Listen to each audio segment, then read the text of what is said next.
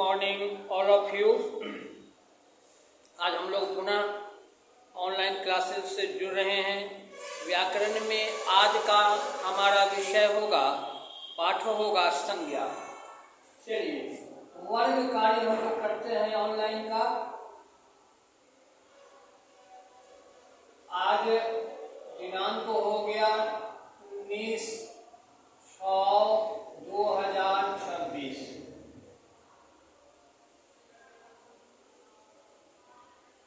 वर्ग कार्य में है व्याकरण पाठ संज्ञा।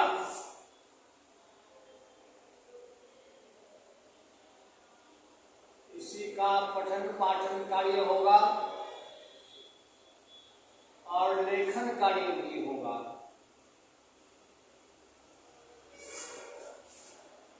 और जो अभी होगा उस वर्ग कार्य को आपको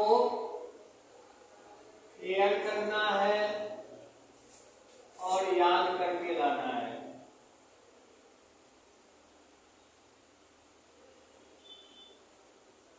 ये अभी के कार्य और करके लाने वाले कार्य हो गए, यानी कि वर्ग कार्य हो गया और गृह कार्य हो गया। ठीक है, विषय है, पाठ है हमारा आपका संज्ञा।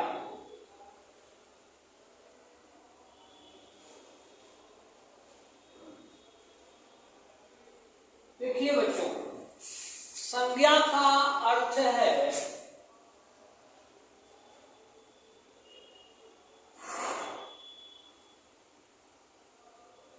प्रश्नोत्तर के माध्यम से ही समझते चलते हैं। संज्ञा का अर्थ है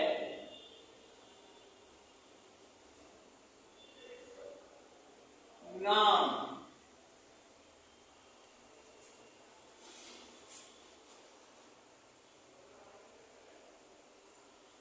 पहले तो प्रश्न बनेगा ना, संज्ञा का अर्थ क्या है, कर लेते हैं। जान लीजिए, संज्ञा नाम वाले, संज्ञा नाम को कहते हैं। चलिए, चाहे संज्ञा का अर्थ है, अर्थ से क्वेश्चन बना है तो अर्थ ही लिखिए।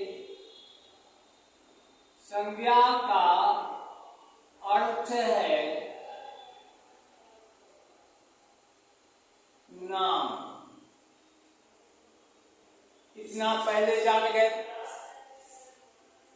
अब ये नाम जो हैं हमारे आपके यानी किसी व्यक्ति के भी हो सकते हैं, देखते होंगे, समझते होंगे।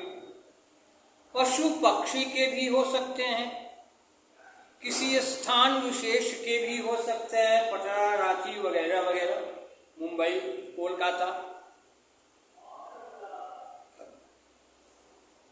और कुछ ऐसे नाम भी हो सकते हैं जो हमारे अनुभव पर आधारित होते हैं। हमारे फीलिंग्स से रिलेटेड नाम भी संज्ञा कहलाते हैं। जैसे ठंडी, ठंडक, गर्मी, ये सब क्या करते हैं हम लोग, फील करते हैं, महसूस करते हैं, ये दिखाई नहीं देते हैं, हमारे आपके अनुभव में, संज्ञान में आते हैं।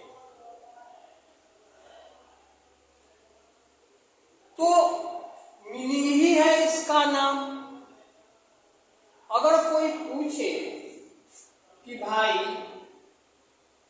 तब संज्ञा किसे कहते हैं,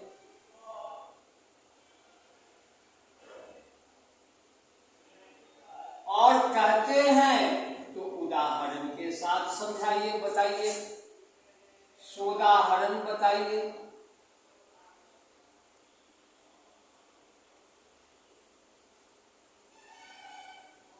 तो इसके मीनिंग से ही इसकी परिभाषा क्लियर हो जाती है। क्या कि नाम वाले शब्द को, चाहे नाम वाले शब्द, संज्ञा कहलाते हैं।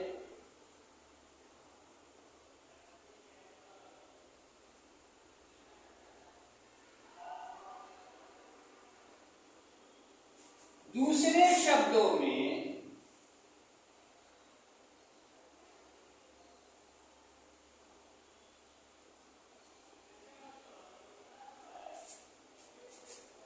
किसी, अब ये नाम मैंने कहा कि किसी का भी हो सकता है, जैसे व्यक्ति,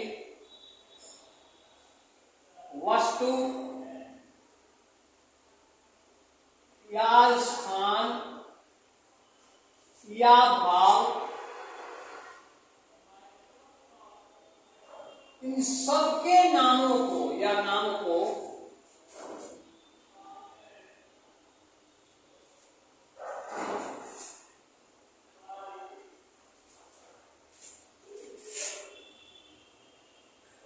संज्ञा कहते हैं।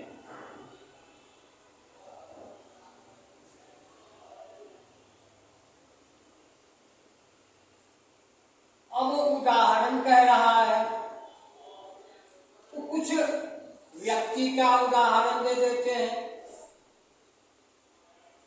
जैसे राम, श्याम, सीता, गीता इत्यादि कर दो। ढेर सारे व्यक्ति विशेष के नाम हो सकते हैं, तुलसीदास, कबीरदास हैं। अब वस्तु, कलम है जो हमारे आप से रिलेटेड है, कॉपी है, किताब है, टेबल है, कुर्सी है, बहुत सी वस्तु है इत्यादि कर लीजिए।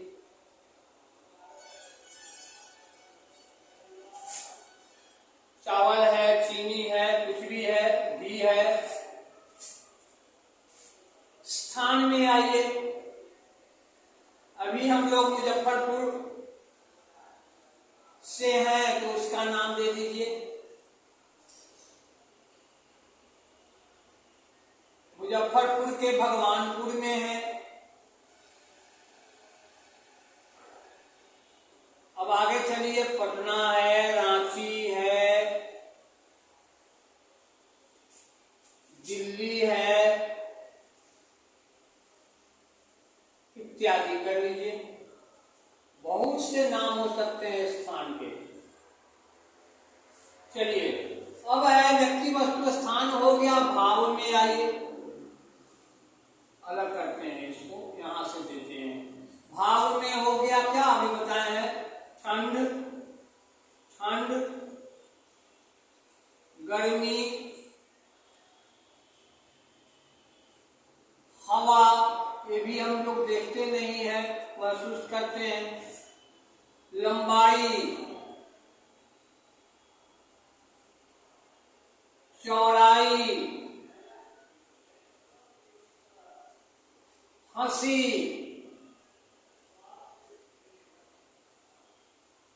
रुलाई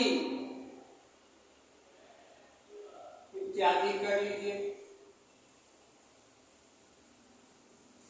इन तरह तरह के नामों के आधार पर संज्ञा के भेद भी किए गए हैं। संज्ञा को, नामों को वर्गीकृत किया गया है। इन सब के आधार पर संज्ञा के भेद को अब हम लोग समझते हैं। संज्ञा के कितने एवं कौन कौन से भेद हैं,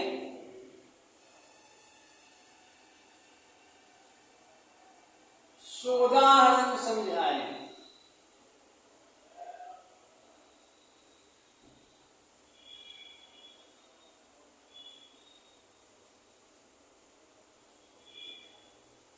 चलिए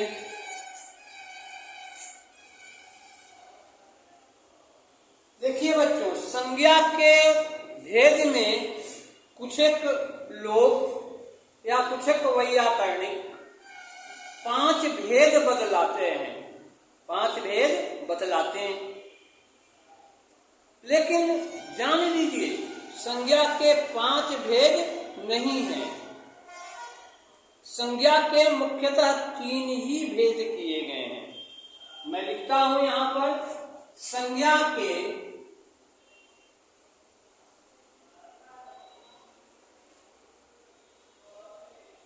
मुख्यतः 3 भेद किए गए हैं।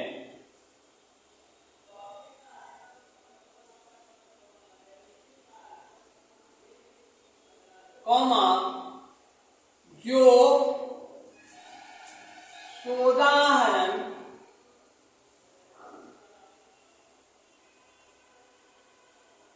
निम्नांकित हैं। कौन कौन से हैं? तो पहला आइए, व्यक्तिवाचक संज्ञा।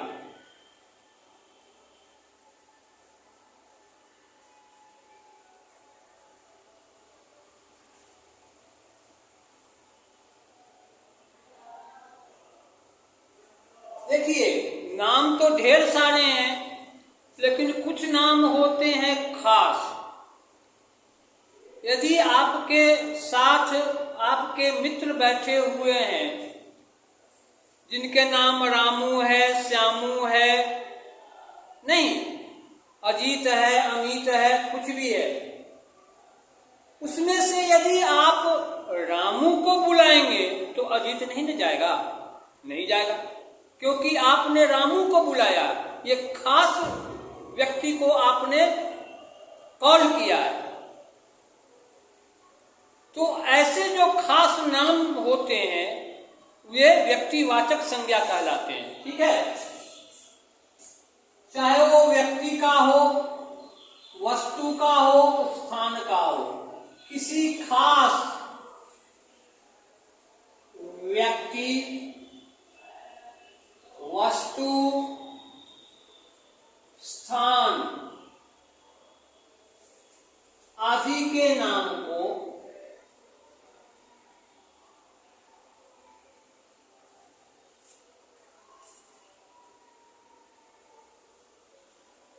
व्यक्तिवाचक संज्ञा कहते हैं।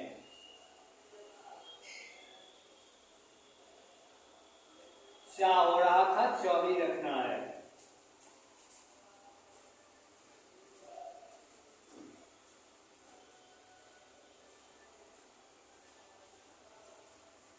जैसे रामू, श्यामू और भी नाम हो सकते हैं। ठीक है, अब हम लोग यहां दिख रहा है या नहीं?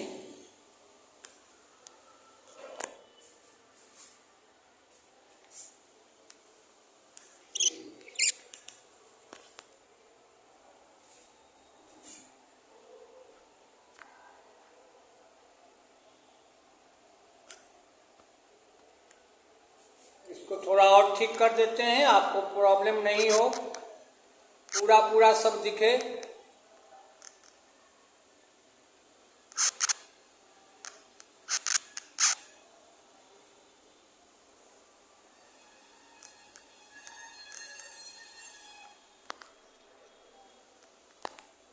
चलिए,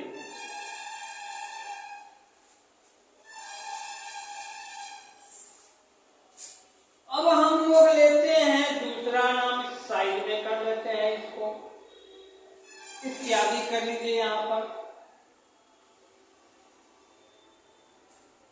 दूसरा है भाववाचक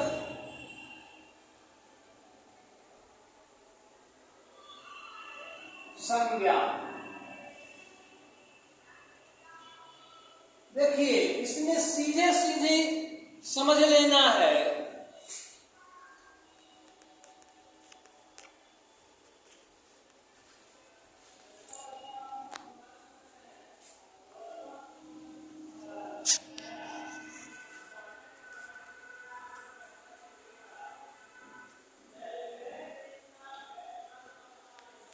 अच्छा, इसको बाद में भी कर लिया जाएगा, तब तक इधर देखिए, उधर का तो आप देख चुके हैं, इधर देखते हैं फिर, ठीक है ना। भाववाचक संज्ञा, इसमें सीधे सीधे जान लीजिए कि अनुभव आधारित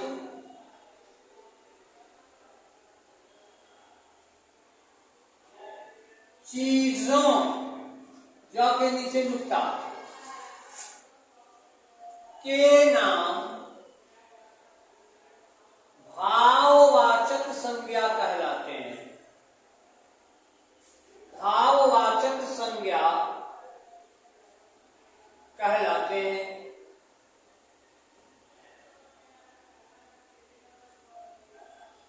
जैसे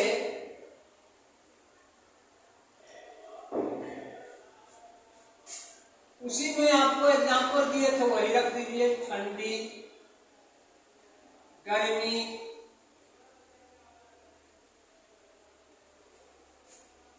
ये गुण दोष आदि से भी संबंधित नाम हो सकते हैं। अच्छाई,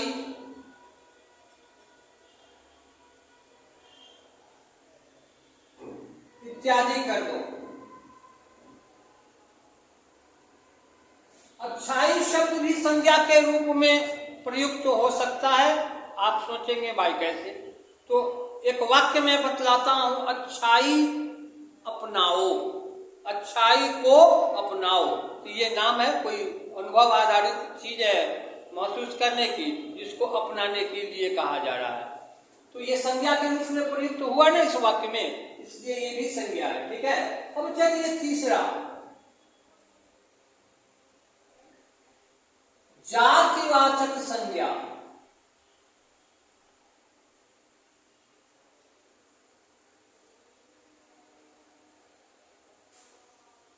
चलिए अब जान लीजिए, इसमें वर्ग, समुदाय,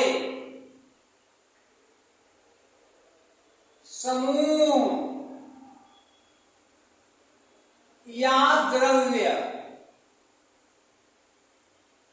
आदि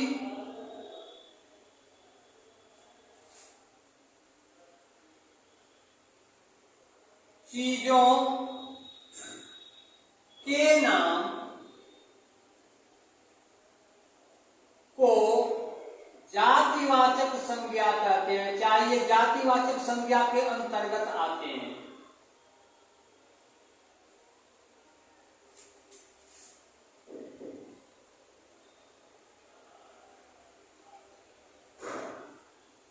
और जैसे हम लोग लड़का, छात्र, हर छात्र, पूरे वर्ग भर का बोध हो रहा है, पांचवें वर्ग के छात्र, तीसरे वर्ग के छात्र नहीं, 3A1 के छात्र, 5A1 के छात्र, पंचम A1 A1 या A1 के छात्र,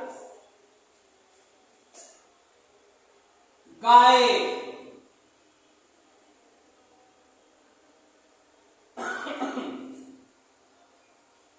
सेना, वीर,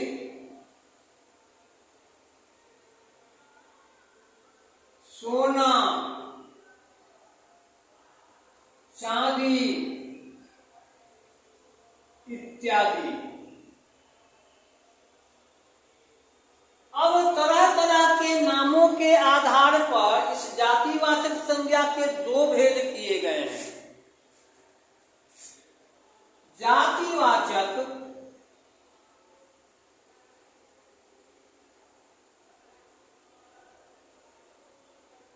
संज्ञा के दो भेद किए गए हैं।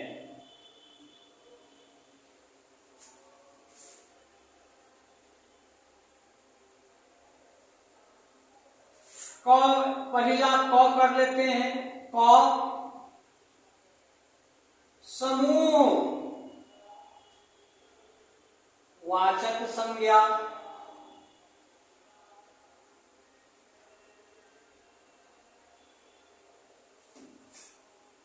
देखिए समूह, भीड़, समुदाय का बोध कराने वाले नाम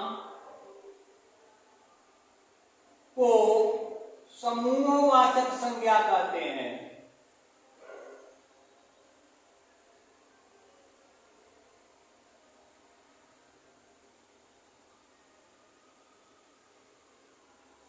जैसे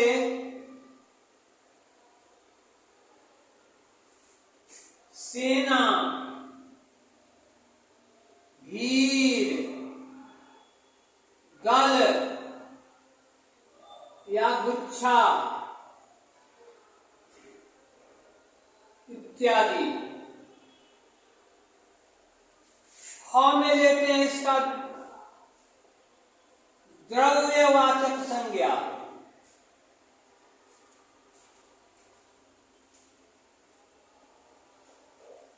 देखिए नाप तौल आधारित, नाप तौल आधारित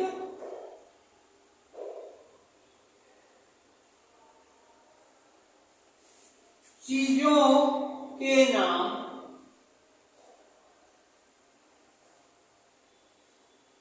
द्रव्यवाचक संज्ञा कहलाते हैं। जैसे कपड़ा, ये आप तौलते होंगे? नहीं, कपड़ा आप तौलते हैं?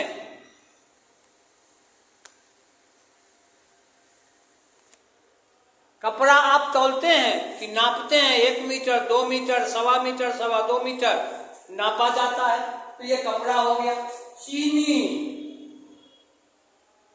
तौलते हैं, घी भी तौला जाता है,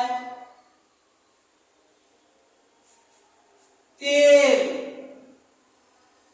सोना, चांदी इत्यादि। ठीक है।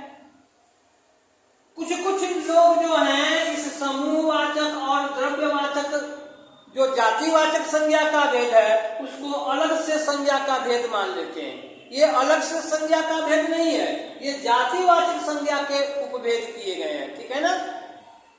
इसलिए अगर संज्ञा के मुख्य रूप से कितने भेद किए गए हैं, ऑब्जेक्टिव टाइप क्वेश्चन रहे और उसमें ऑप्शन दे 2, 3, 4, 3 ऑप्शन हम दे दिए। अब इसमें से आपको क्या चुनना है? 5 नहीं दिया है तो वहां बच्चे समझेंगे कि यहाँ तो ऑप्शन सही दिया ही नहीं है, लेकिन ऑप्शन वहां सही दिया हुआ है।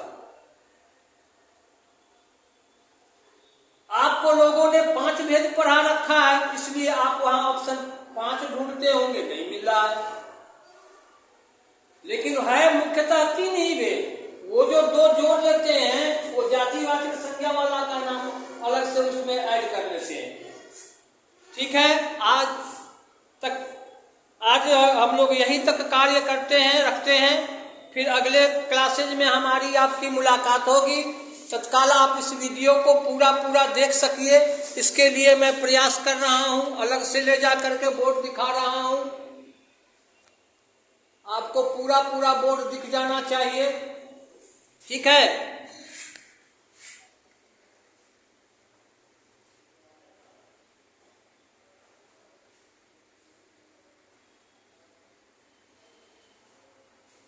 अब आपको ये पूरा बोर्ड दिख रहा है। आप इसका स्क्रीनशॉट ले लेंगे और आसानी से लिख लेंगे। Thank you. Bye all of you. आज हम लोग इतना ही पर समाप्त करते हैं क्लास को, फिर मिलेंगे।